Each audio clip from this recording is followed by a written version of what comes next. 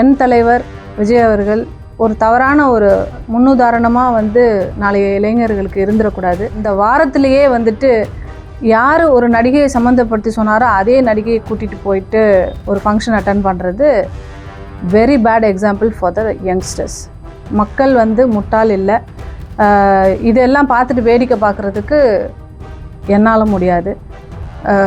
ஒரு சபையில் அத்தனை பேர் முன்னாடி அதெல்லாம் ஒர்த்தே இல்லைன்னு சொல்கிறாருன்னா அவர் திருமண வாழ்க்கையை சொல்கிறாரா, அவர் மனைவியை சொல்கிறாரா? யாரையுமே சந்திக்காத ஒரு தனி நபர், மர்ம நபர், ரொம்ப ஒரு மர்மமான ஒரு விஷயமா பார்க்குறேன்.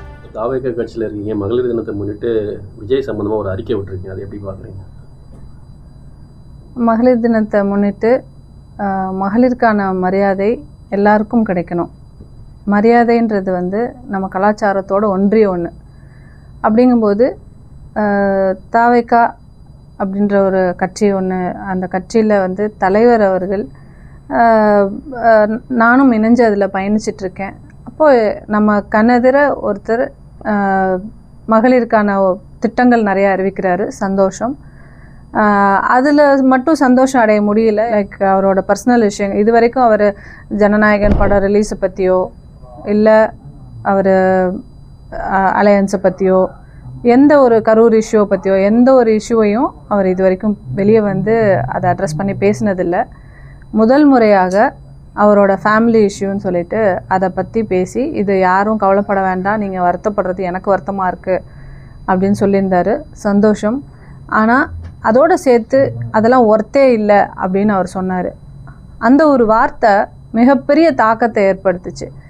ஏன்னா ஒரு வாழ்க்கையை ஒரு பெண்ணோட ஒரு 25 வருஷத்துக்கு மேலே வாழ்ந்து 2 குழந்தைகளை பெற்று அதெல்லாம் ஒர்த்தே இல்லை அப்படின்னு சொல்கிறாருன்னு சொன்னால் அவரோட மனப்பக்குவம் என்னவா இருக்குது, அவரோட மனோநிலை எப்படியா இருக்குது?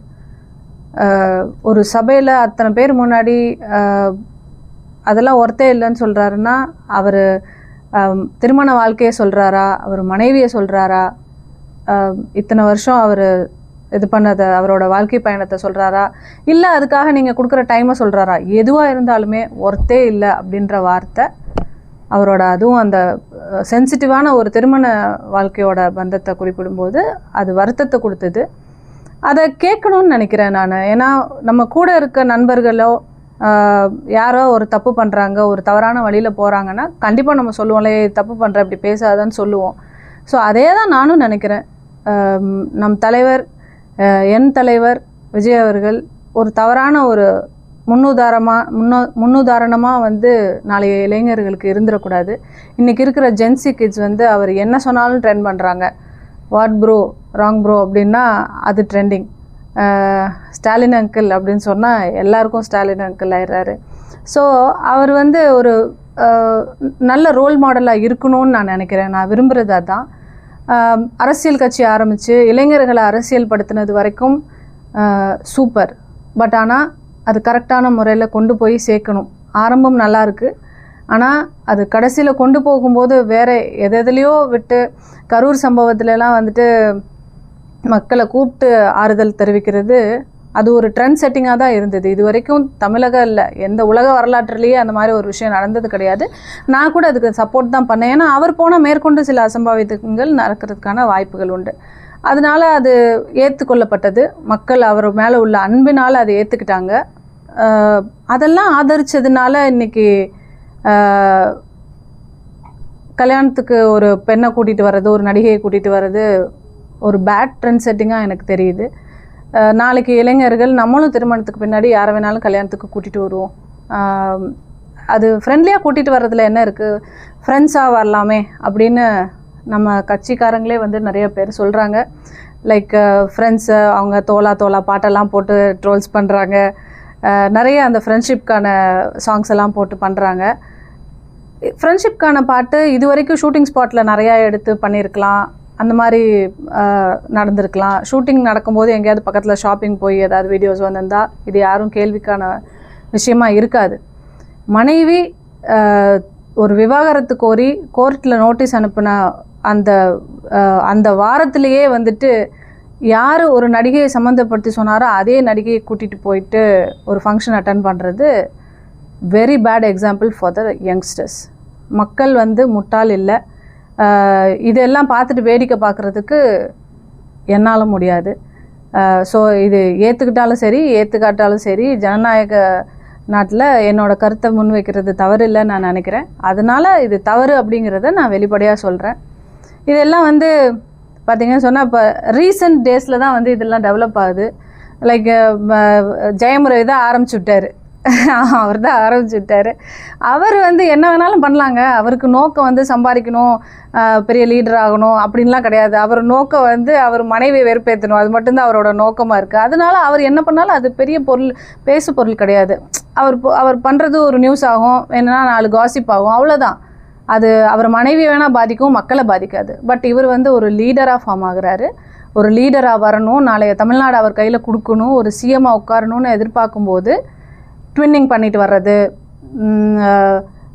இது மாதிரி மனைவியை விட்டு இன்னொருத்தரை கல்யாணத்துக்கு கூப்பிட்டு வர்றது வந்து ஏற்றுக்கவே முடியாத ஒரு விஷயம். பகிரங்கமான கண்டனத்தை நான் தெரிவிக்கிறேன். தாவேக்கா ஆட்சிக்கு வந்தாக்கா தாய்மாமன் சீரா வந்து பெற்ற குழந்தைங்களுக்கு வந்து சீர் கொடுப்பேன்னு சொல்லியிருக்காரு.